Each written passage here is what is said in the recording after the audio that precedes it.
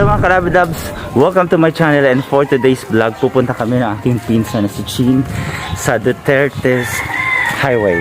So ito ongoing na construction ng Duterte's Highway. Dito lang yan sa Tagas Daragalbay. So titingnan natin kung gaano nga ba kaganda yung Duterte's Highway, dahil sinasabi nila perfect daw itong place na to pag magja-jogging, maglalaba.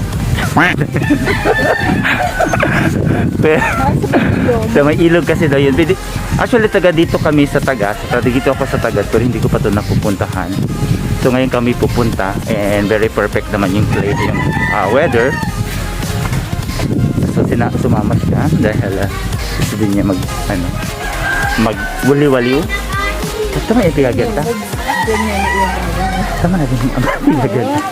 So ito mga Kalabid, nagdala din kami ng aming mga extra money. Diba? Ginagutom ka. So ito, maglilibot tayo mga Kalabidabs. So tingnan yung dinadaan namin. It's very very beautiful. Very beautiful. Mga Kalabidabs, ito yung way papunta sa Duterte's Highway. Ay, ang ano yun, saan siya magabulsat kung didiretso. Aray, yung father, diretso yan. So isa to sa mga project, no, sa kasama sa build ni Pangulong Duterte. Basta sa may bunga doon ata iya to baga.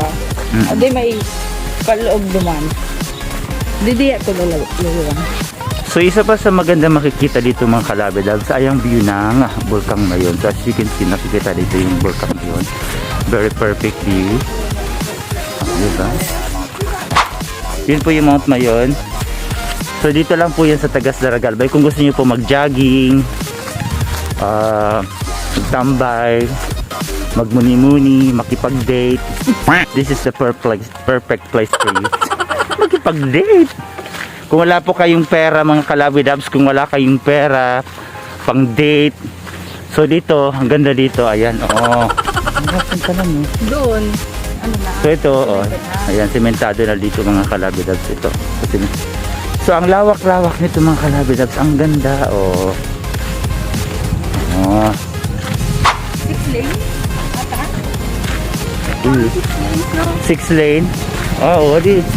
So yan mga Kalabidabs, so ang lawak ng kalsada mga Kalabidabs. Dito.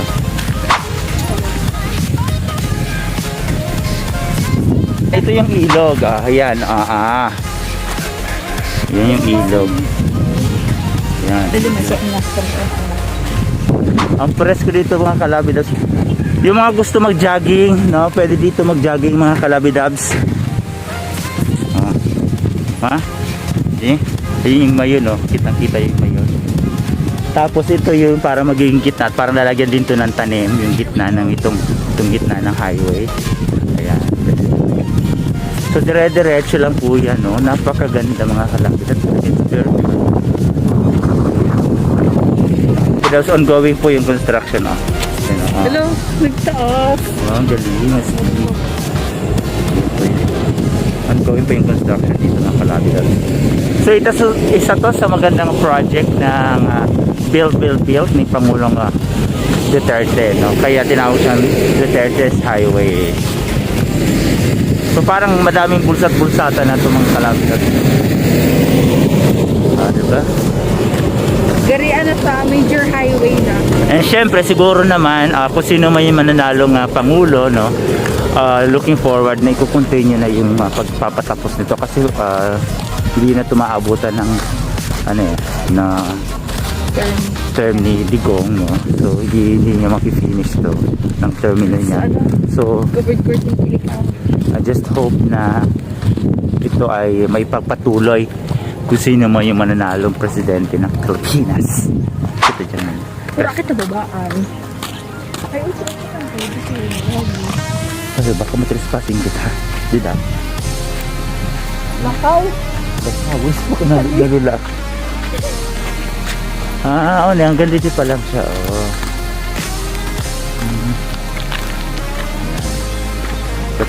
Nagka-picture. Yan mga Kalabidabs. Ito, tapos mayroon ditong bundok sa tabi ng highway. Yan. Kaya presko dito kasi Yan, may mga bundok, may bundok dyan. Ito yung part of Turel. Tapos ito yung mayon, ayan, kitang-kita yung mga mayon ng Calabidabs. Wow. Tapos, so yun mga Calabidabs na itong kalsada na to, padiretso yun, bulsat na rin to ng Kilikao. So Kilikao, Daraga, Albay. So ito from taga here to Kilikao. So napakadali. Pwede na tong dire-diretso na papuntang sentro ng Daraga. So napakaganda ng road na ito mga Calabidabs. And konti na lang, malapit na itong matapos. So, yun. So ang ganda, ang lawak na I think 6 lane. No? Tama? Siguro parang 4 lane, tapos mayroon para siguro sa bike. Pwede. Sa bike na itong para sa motor and bike na linya. Itong parang na to. Tapos dito yung sa mga sidewalk. So baka maglagay din sila dito ng mga kainan soon. Tapos ito, malinis ang tubig dito mga Calabidabs. Ito yung ilog. Yan yung ilog. Ito yung Yawa River. Yawa River. Pwede kayo dito maglaba.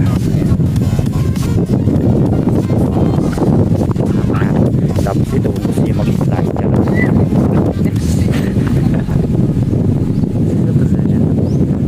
Tapos kung makita nyo may-ari nitong tapos kaibigan ninyo, pwede kayong hihingi ng nyog. Ang ganda mong Calabidabs. Kaya very important na pinapangalagaan natin yung ating kalikasan mga Calabidabs.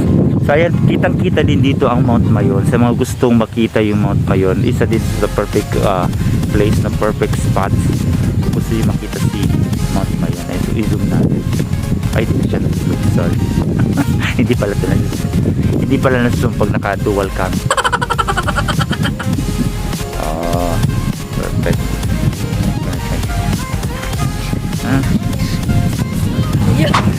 Wow, good hand. Yeah. Duterte's Highway. Dito po yan, Sa food panda. So, yan, Alam niyo yung mga Calabidabs, para siya doon, parang itsura niya, parang yung bypass road. Parang bypass road din dati ng Kamalig Albay. Ng Kamalig Albay. So ito naman, yung parang bypass road din ng ng Tagas. Tinawag na ng Duterte's Road o Highway, Duterte's Highway. So kung highway to, ibig sabihin mas malawak na to sa Mas malawak to sa Kamalig. Mas malawak to, no? O so mas malawak.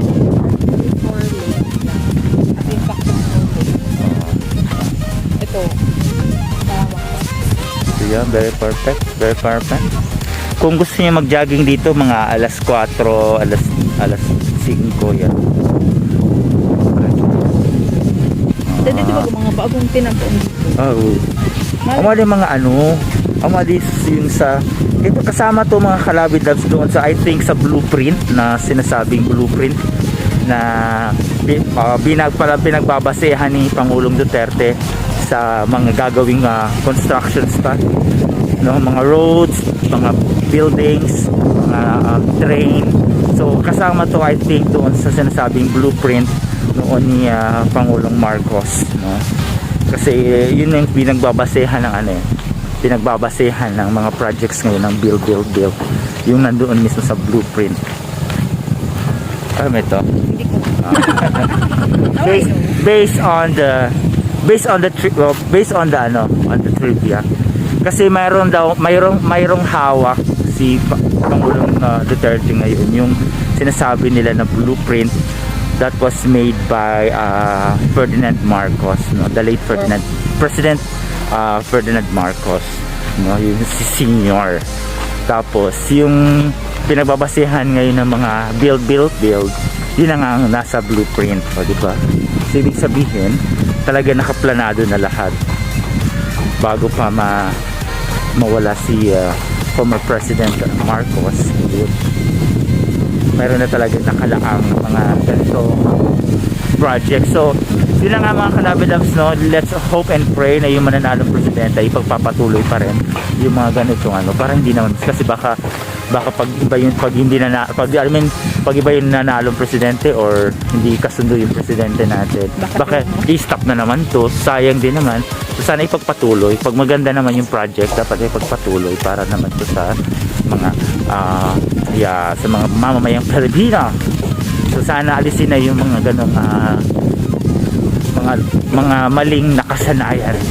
So ito mga kalabidas na ito yung na na semento na, tapos iyan pa dire-diretso pa yun sa unahan. So ito yung papunta naman to ng part ng bugtong o kung saan ito diretso.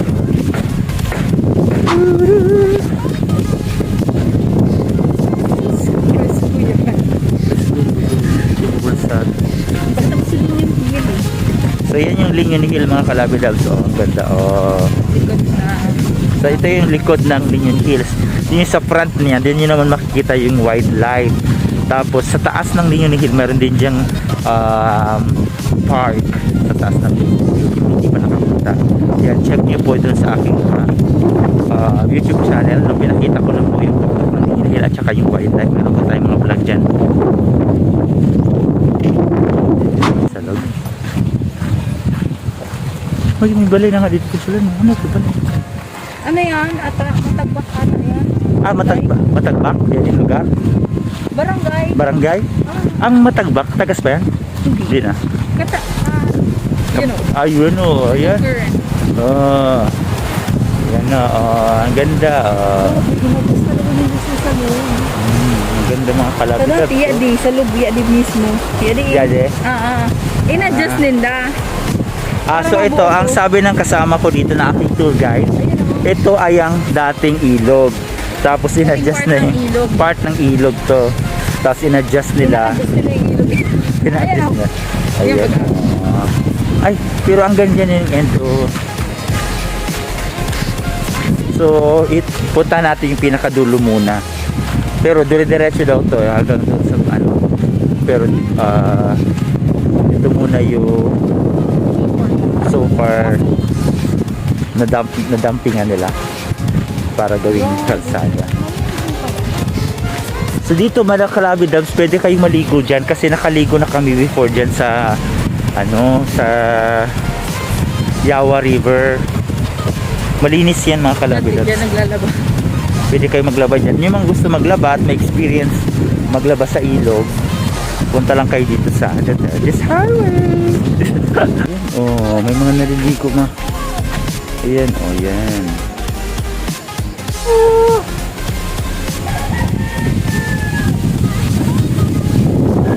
Drone shot.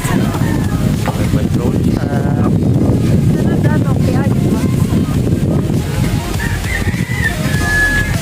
Bye bye. This is Bontin C, a vlogger, a true lover. Bye. See you in my next vlog. Bye. Thanks for watching. For more latest videos, click here to subscribe.